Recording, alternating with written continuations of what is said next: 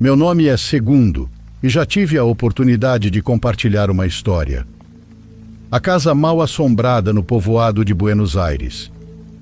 Tenho que admitir que precisei me afastar dos relatos por um tempo por motivos de trabalho. Mas, por sorte, recentemente pude mudar meu emprego e agora tenho um que me permite desfrutar das histórias de pessoas de todos os lugares enquanto faço artesanatos na minha oficina. Mas não escrevo para contar isso a vocês. Eu trago mais uma história vivida na pele junto a um familiar e um amigo. Chega de divagar, vou contar minha experiência. Desde aquele tempo estou morando no campo com meus tios-avós. Como já devem imaginar, a tranquilidade e a paz que se sente são algo que não dá para explicar com palavras. Essa calmaria obviamente é um refúgio para algumas pessoas de suas vidas agitadas da cidade, como é o caso do meu amigo Rafael, a quem chamarei de Chino nesta história. O Chino tinha me avisado que queria vir passar um fim de semana no campo, pois estava bastante saturado da cidade. Respondi pedindo que por favor viesse, que eu o estaria esperando com prazer. Avisei meus tios que o Chino viria, e como já o conhecem, ficaram contentes com a notícia. Uma semana depois chegou o dia de buscá-lo no terminal do povoado e voltar para o rancho. No caminho fomos conversando sobre as coisas que faríamos nos dias em que ele ficaria. Queríamos caçar, cuidar do gado, passear com os cavalos e alguns outros trabalhos que eu tinha planejado fazer com ele. Ao chegar a casa, meus tios o receberam calorosamente e logo estávamos ajudando a pôr a mesa para o jantar. Durante o jantar, comentamos ao meu tio nossas intenções para os dias seguintes, as quais ele aceitou a grande maioria de imediato, exceto a de ir caçar. Vale esclarecer que eu já havia tentado sair para caçar com ele antes, mas ele sempre tinha uma desculpa para não ir. Porém, como dessa vez eu estava com o Chino, planejava usá-lo como uma ajudinha para que o tio aceitasse sair para caçar. Meu tio nos olhou por um segundo, para logo continuar explicando por que se negava, dando uma desculpa boba. Minha tia apoiou a mão na sua munheca e disse algo que deixou o Chino e eu intrigados. "E se você levar a sua cruz?" Meu tio ficou quieto por um tempo e depois disse que aceitaria a proposta e que no dia seguinte iria à cidade comprar as balas para a noite seguinte. Nós, obviamente, ficamos felizes e rapidamente esquecemos o comentário da minha tia. O dia seguinte foi cheio de preparativos. Lubrificamos as armas, preparamos os carregadores e uma bolsa com comida para o caminho. A ideia era entrar bastante no mato para procurar cervos ou javalis. Durante os preparativos eu observava de canto de olho o meu tio, que murmurava entre os dentes ou fazia caras de resignação, como se soubesse por que não deveríamos ir. Mais tarde, naquele mesmo dia, eu estava na minha oficina com o Chino quando me lembrei que precisava abastecer a caminhonete. Minha oficina fica à direita da casa se você olha de frente, e o galpão onde o veículo é guardado fica à esquerda, então eu precisaria passar pela frente da casa para chegar. Quando estava passando pela janela do quarto dos meus tios, ouvi minha tia dizendo ao marido: "Você já ouviu algumas vezes e não aconteceu nada. Sabe que com essa cruz você está protegido. Vá com os meninos." Passei devagar para terminar de ouvir aquilo e lembrei do que minha tia havia dito ao meu tio no dia anterior. Ali comecei a suspeitar de algo. Uma cruz? Não sei. Pensei em superstições do campo. Quando chegou a noite, subimos na caminhonete, nos despedimos da tia e fomos os três para o mato. Ainda estava noite e os faróis e lanternas iluminavam os lados na esperança de ver algum animal. Ao chegar ao pé de uma ladeira, decidimos estacionar ali e subir a pé pelo monte. Queríamos ir com o máximo de silêncio possível para ouvir os animais. Ao descer do veículo, percebemos que o silêncio nos rodeava. Não estava escuro porque a lua ilumina muito mais no campo, mas não se ouvia nada. Absolutamente nada. Achamos curioso, mas não exagerado, então fomos subindo até chegar a um caminho que os porcos usavam para se deslocar com seus filhotes. Nos posicionamos entre uns capins para esperá-los. Vou tentar explicar o lugar para que vocês tenham uma imagem clara do espaço. Imaginem um caminho de terra vermelha plano. Olhem para a sua esquerda e imaginem uma parede de pedra de uns 5 metros de altura com algumas árvores no topo. À direita, imaginem uma leve descida e, aproximadamente na altura do caminho, as copas de uns pinheiros devido à inclinação do terreno, fazendo com que crescessem lá embaixo. Nós nos escondemos em uns pastos que ficavam do lado esquerdo do caminho, encostados na parede. Esperamos e esperamos. 10 minutos. 20. 30. 1 hora e nada acontecia. Porém começou a soprar uma brisa de vento bem fria, fazendo as copas das árvores balançarem. Meu tio estava com as mãos entrelaçadas sobre os joelhos e as costas contra a parede. Dava para notar que estava preparado para qualquer coisa, mas também muito atento. Meu amigo também estava ansioso. Depois de um bom tempo, ouvimos algo. Finalmente algo. Levantamos as armas lentamente para não fazer barulho nem alertar nada que pudesse estar ali. Se lembram da descida de terra à direita do caminho? Pois é, não há explicação razoável para o que aconteceu depois. À nossa frente começou a se ouvir o estalar de pequenos galhos secos de pinheiro no chão, perto da borda do caminho. Mas mais para baixo, sem mostrar o que estava ali, algo vinha subindo. O som era cada vez mais constante, mais perto e por momentos mais lento. Mas estava ali, se movendo a uns 5 metros mais ou menos. Em um momento o som parou e então começou a subir a encosta em direção ao caminho. Nós estávamos atrás dos arbustos, de dedos no gatilho. Do outro lado do caminho começou a aparecer algo. Não era um cervo. Não era um javali. Tampouco um puma. Era um menino. Um menino baixinho, de talvez 1,30 m. Dava para notar como ele tentava subir ao caminho desde o declive, porque vimos suas mãos agarrando o capim para conseguir se puxar. De tudo que poderia ter subido daquele barranco, um menino era a última coisa que imaginávamos. Meu amigo começou a abaixar a arma e ergueu a cabeça para melhorar a visão do que via, e então tentou avançar em direção ao garoto. Vi meu tio agarrá-lo pelo braço com firmeza, mas com cuidado para manter silêncio. Ele nos fez um gesto para não fazermos barulho. E ali notei em seu pulso, levantado para apontar a boca com o dedo, um rosário com uma cruz branca de prata. Havia uma lágrima em seu rosto. Voltei a olhar para o menino e o vi parado no meio do caminho. O pequeno estava com os braços inclinados para o peito, entrelaçando os dedos, como quando uma criança se perde e espera que a mãe venha buscá-la. Sua vestimenta era estranha. Um casaco vermelho, um short verde escuro e sapatinhos muito antigos. Um conjunto esquisito, como se fosse de outra época. Sua pele era esquisita. Vocês já podem imaginar uma pele da cor dos ossos, esbranquiçada. Além das pernas que apareciam sob o short, estava manchas de terra. Na verdade, havia marcas escuras, principalmente nos joelhos. O rosto, a cabeça... Meu Deus, a cabeça dele estava inchada. Não sei como explicar, mas parecia ter levado picada de abelhas. Estava cheio de arranhões pelo rosto.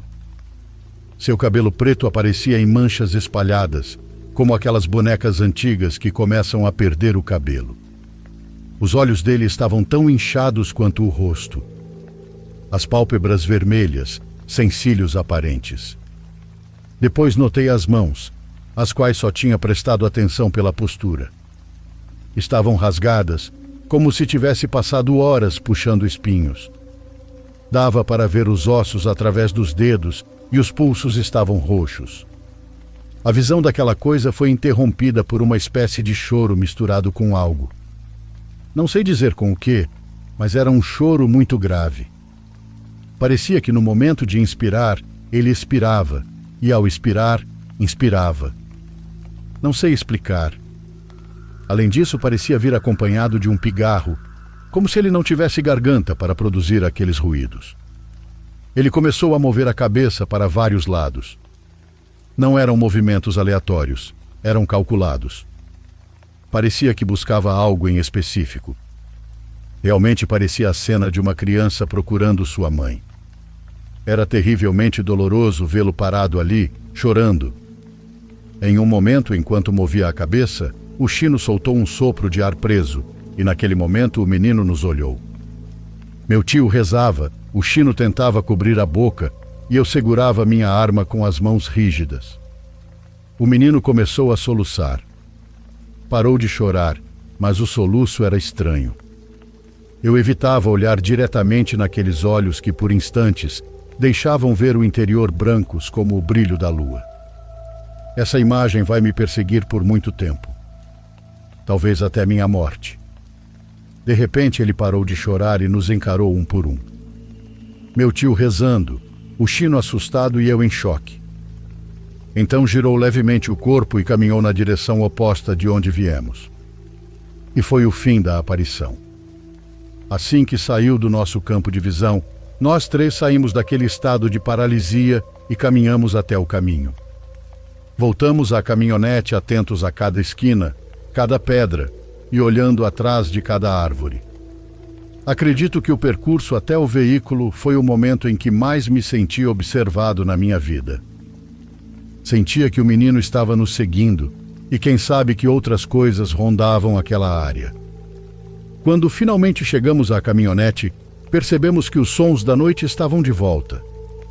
Grilos, aves, etc. Entramos rápido e antes de voltarmos ao rancho, olhei uma última vez para o monte. Me pareceu vê-lo ali, com as mãos juntas sobre o peito. E na verdade me pareceu ver algo ao lado dele. Uma coisa mais alta, de cabelo longo. Sua mãe? A avó? Algo mais? Não queria saber, e não contei isso aos outros. Voltando ao rancho, meu tio me olhou ainda segurando a cruz e disse: "É por isso que não queria vir. Não sei o que é nem o que quer. Hoje está aqui no monte, outras vezes o vejo mais perto de casa. Às vezes está no pasto atrás do rancho, outras o vejo no entardecer, parado no meio do campo, ou caminhando sem rumo aparente. Não sei quem é ou o que quer. A única coisa que faço é evitar e rezar por seja lá o que aquilo for." Quando chegamos ao rancho, fomos dormir os três rapidamente e, por sorte, naquela noite não aconteceu nada. Depois soube que minha tia ficou conversando com meu tio, fazendo café para ele e ouvindo enquanto contava o que tinha acontecido. Isso eu sei porque minha tia me contou alguns dias depois. Na manhã seguinte vi o Chino preparar sua mochila e o despedi na porta, vendo meu tio levá-lo até o povoado. Obviamente o Chino não quer voltar ao campo, e meu tio me olha com cara feia quando faço brincadeiras sobre ir caçar. É a única forma que tenho de lidar com isso: rir. Espero que tenham gostado da minha história, comunidade.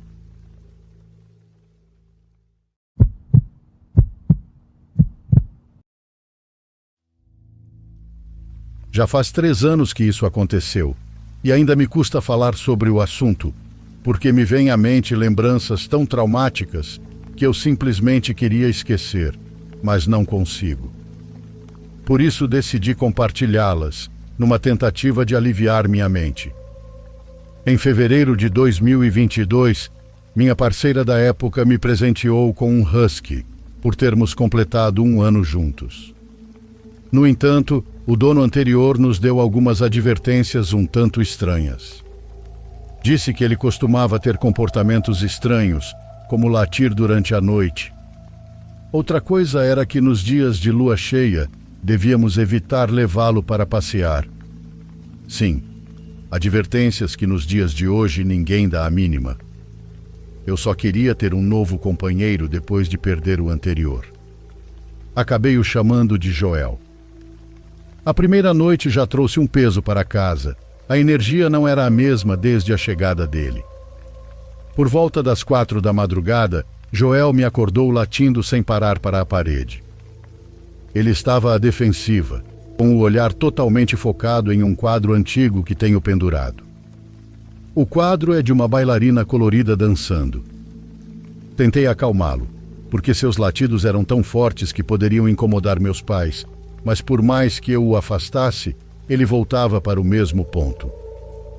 Ficou assim durante horas, e eu sequer consegui descansar. Joel não parecia cansado, nem com sede após tanto latir. Ainda assim, no dia seguinte, minha mãe me disse que provavelmente ele fez aquilo porque era um ambiente novo para ele. E ao que parece, ela tinha razão. Depois de 4 semanas, ele parou de latir na madrugada, ou pelo menos eu achei que pararia. Quase às 3 da manhã, ele se levantou da cama num salto, latindo forte. Parecia desesperado para sair, arranhando a porta do quarto. Como eu estava demorando para levantar, vi Joel tão desesperado que aproveitou a janela aberta e pulou para fora. Abri os olhos sem acreditar, gritando várias vezes o nome dele, mas ele não parava. Sem pensar, peguei meu celular e pulei atrás dele pela janela. Do contrário, certamente o perderia de vista para sempre.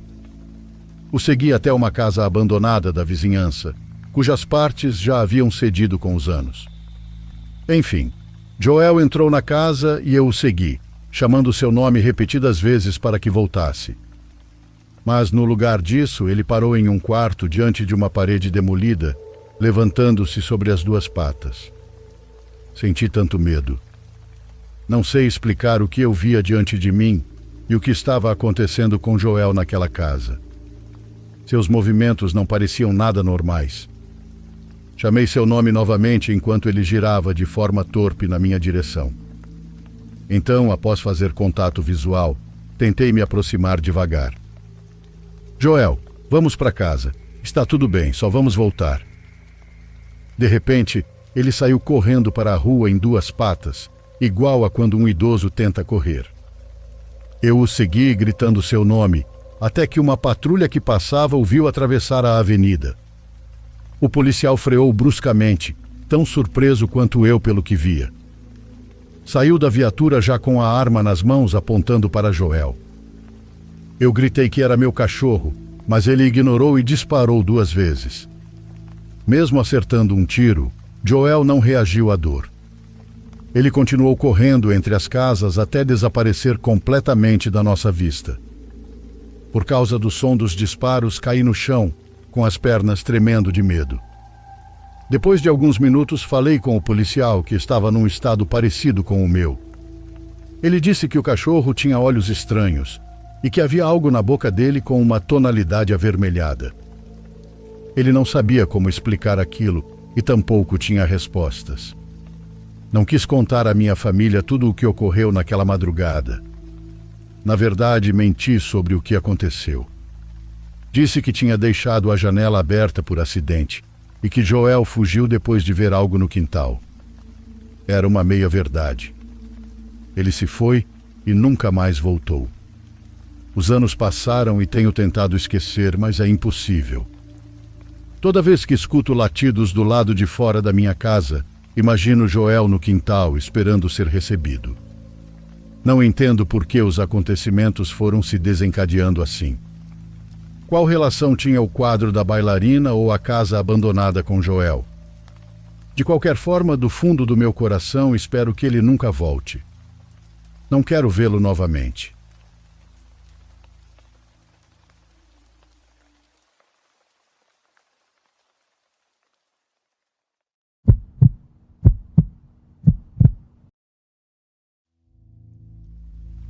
Eu costumava viajar muito a trabalho e na maior parte do tempo ficava em hotéis baratos, porém decentes, porque eu não ligava para nada além de ter uma cama e um chuveiro. Nunca aconteceu nada assustador comigo em nenhum hotel antes, então eu nunca pensei sobre perigo ou pessoas estranhas. Isso mudou durante uma viagem que fiz para um treinamento em uma cidade pequena da Pensilvânia. Fiz check-in em um hotel de aparência comum que tinha um saguão pequeno, com carpete vermelho antigo e um cheiro que me lembrava a casa da minha avó.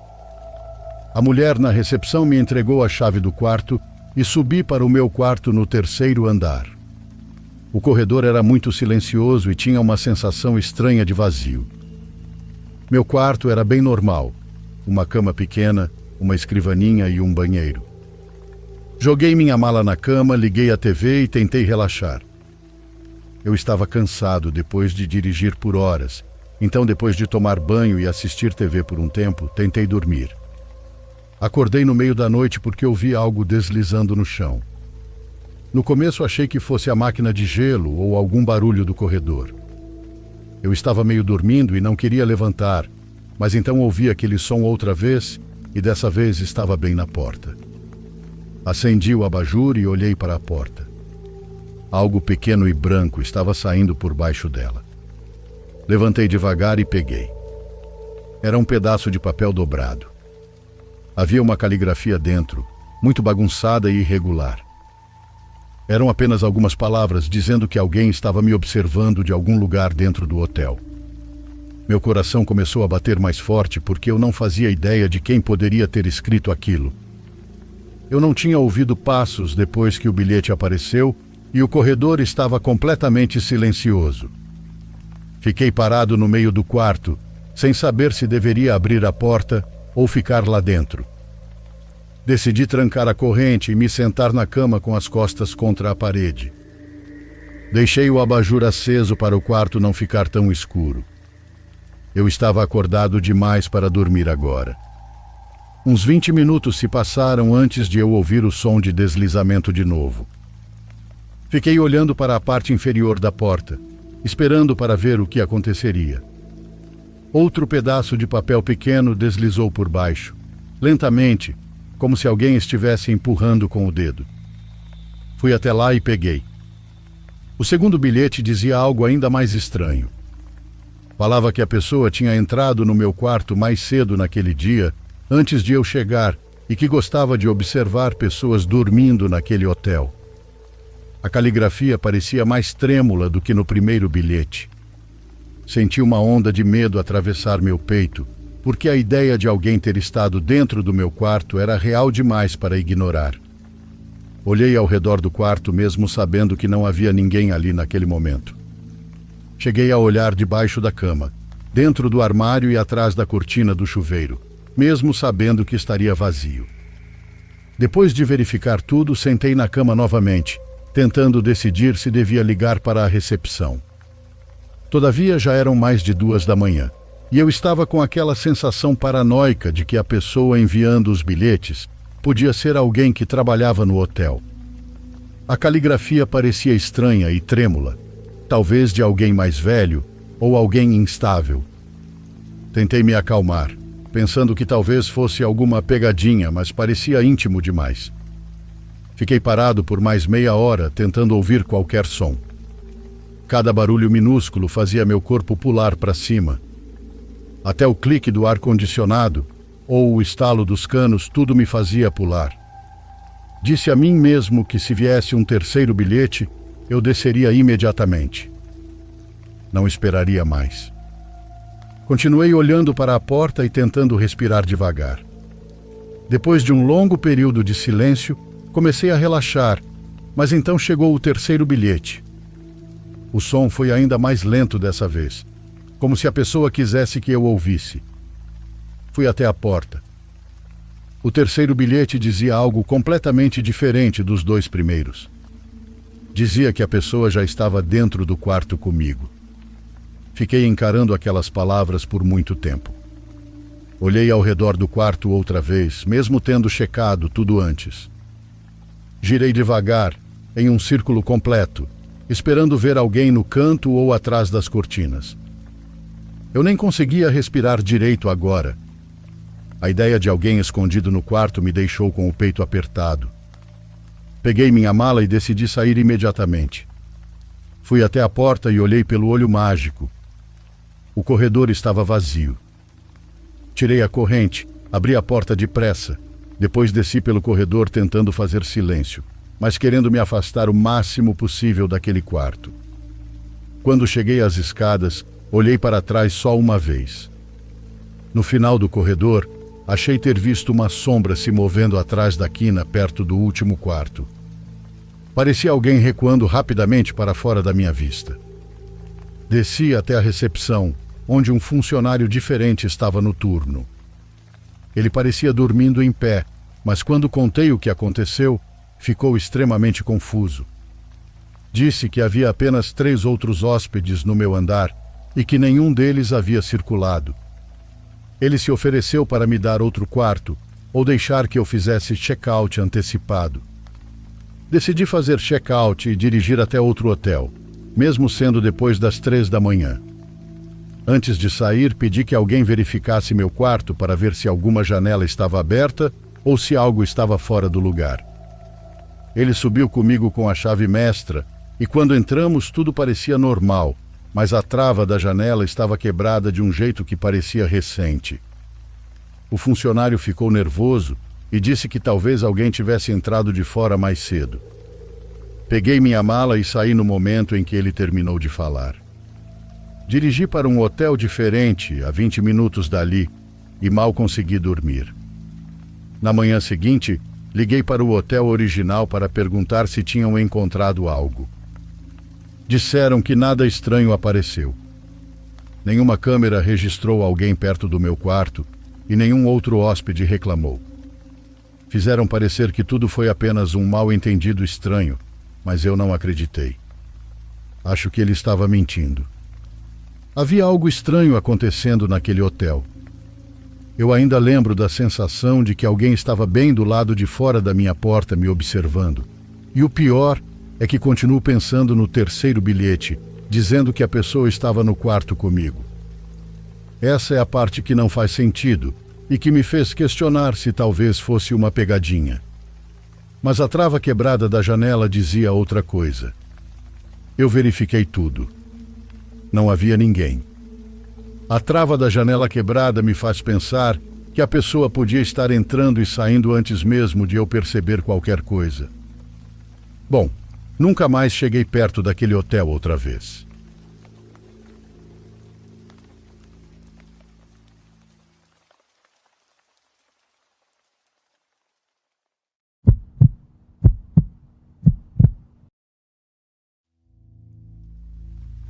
Demorei para tomar coragem, mas finalmente decidi escrever meu relato.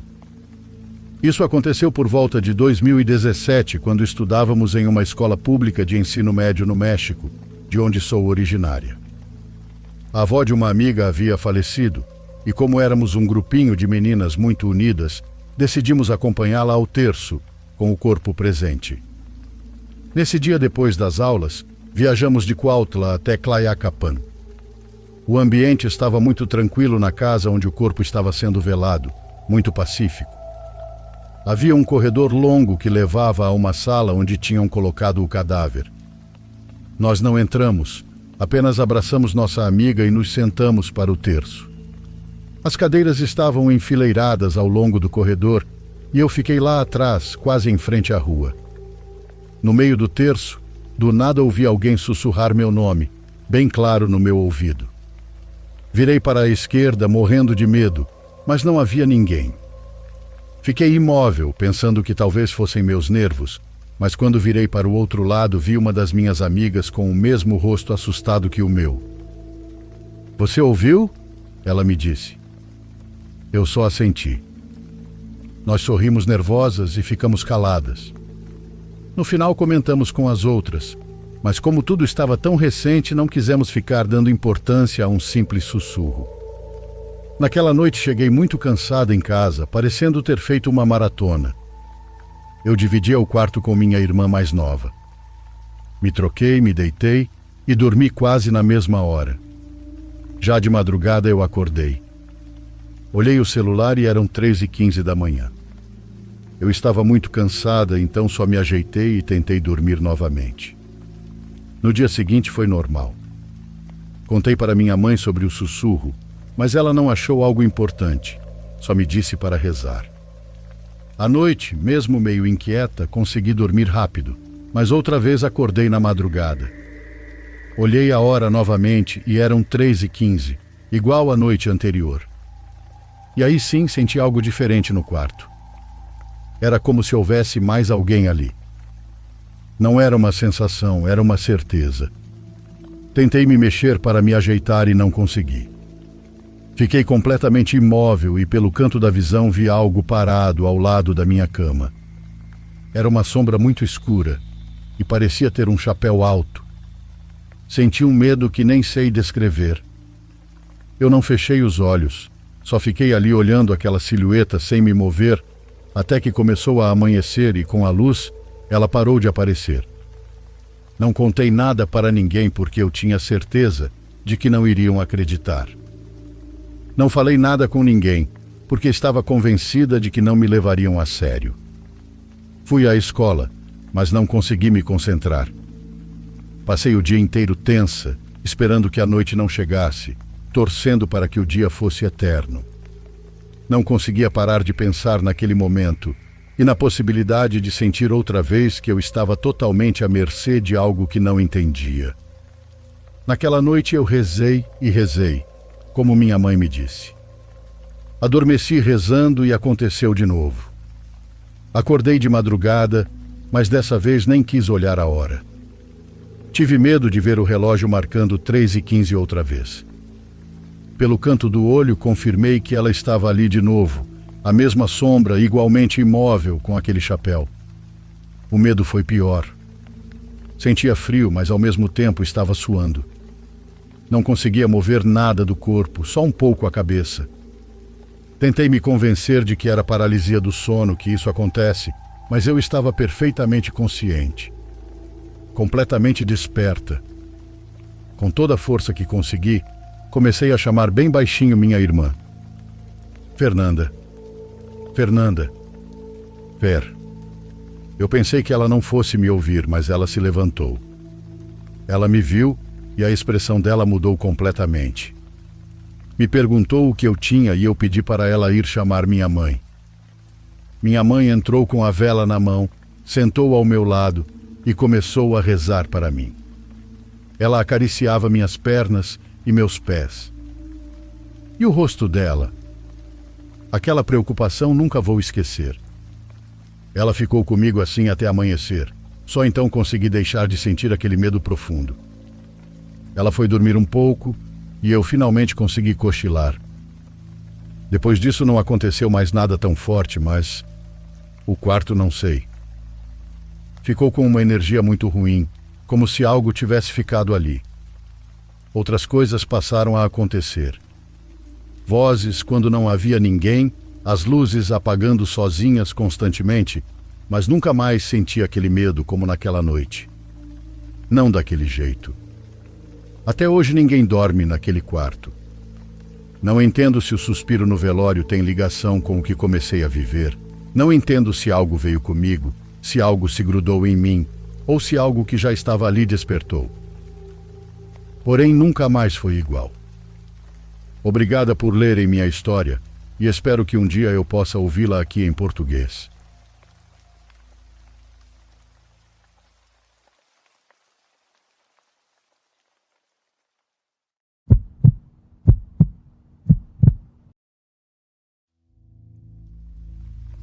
Eu fiquei em um hotel durante uma longa viagem para visitar minha família, porque eu estava cansado demais para continuar dirigindo. Era quase meia-noite e o hotel parecia básico, mas limpo. O estacionamento tinha apenas alguns carros e a maior parte do prédio parecia escuro por fora. Quando entrei, o homem na recepção mal levantou os olhos. Ele me entregou a chave do quarto e eu subi para o terceiro andar. A maioria das luzes estava fraca e todas as portas pelas quais eu passava tinham o aviso de não perturbe pendurado. Parecia que ninguém queria ser incomodado. Definitivamente o tipo de hotel em que as pessoas se hospedam apenas por necessidade. Meu quarto ficava no fim do corredor. Quando abri a porta, o quarto parecia normal, mas um pouco bagunçado de um jeito que eu não consigo explicar. A luminária estava torta. Uma das gavetas da cômoda estava levemente aberta, e o cobertor sobre a cama tinha um pequeno amassado perto do canto, como se alguém tivesse se sentado ali recentemente. Parecia que a equipe de limpeza tinha sido apressada ou simplesmente não se importava. Coloquei minha bolsa na cadeira, liguei a TV e me preparei para dormir. Me deitei e tentei dormir, mas não conseguia parar de pensar em como o quarto estava bagunçado quando cheguei. Quanto mais eu pensava nisso, mais estranho parecia. Lembrei que o homem da recepção nem mencionou a equipe de limpeza quando me fez o check-in, e todo o hotel parecia vazio demais. Porém, me forcei a ignorar e finalmente consegui adormecer. Não sei quanto tempo dormi, mas acordei com o som da maçaneta da porta girando lentamente. Era um som tão fraco no começo que pensei que talvez o ventilador tivesse feito aquilo, mas então a maçaneta clicou suavemente outra vez, como se alguém estivesse testando a trava sem me acordar. Eu fiquei olhando para a porta. O quarto estava escuro, exceto pelo brilho da TV, que eu tinha esquecido de desligar. Eu conseguia ver a sombra da maçaneta se movendo um pouco. Alguém estava do lado de fora tentando abri-la. Depois de alguns segundos, a maçaneta parou. Fiquei imóvel, esperando outro som, e então ele veio, mas era diferente.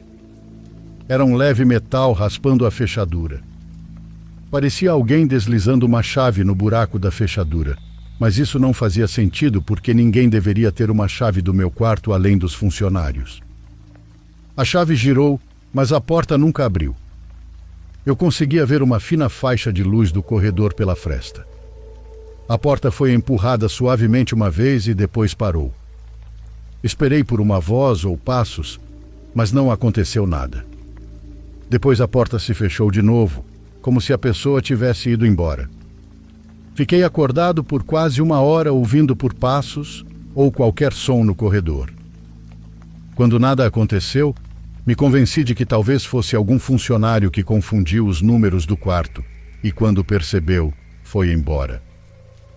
Levantei para trancar a porta novamente, depois caí no sono por exaustão, avançando para cerca de 2h15 da manhã. Eu lembro desse horário especificamente. Acordei com algo que no começo eu nem sabia o que era. Só sei que ouvi os barulhos mais leves de algo remexendo no quarto, e eu soube imediatamente que alguém estava ali comigo. Eu estava com medo de sentar e olhar, mas fiz isso e o som de remexer parou. Percebi, mesmo na escuridão do quarto, a silhueta quase invisível de uma figura sombria parada sobre a minha bolsa no canto. Eu disse com uma voz desesperada: "Quem está aí?" E uma voz profunda respondeu: "É a limpeza. Desculpe, eu vou sair." Eu nem respondi, só fiquei completamente em choque. Mas vi a massa escura se mover da minha bolsa até a porta, e então a porta se abriu e se fechou. Imediatamente acendi a luz e corri até a porta para colocar a corrente. Fui até minha bolsa e vi claramente que ela tinha sido vasculhada. Precisei de alguns minutos para me recompor antes de ligar para a recepção.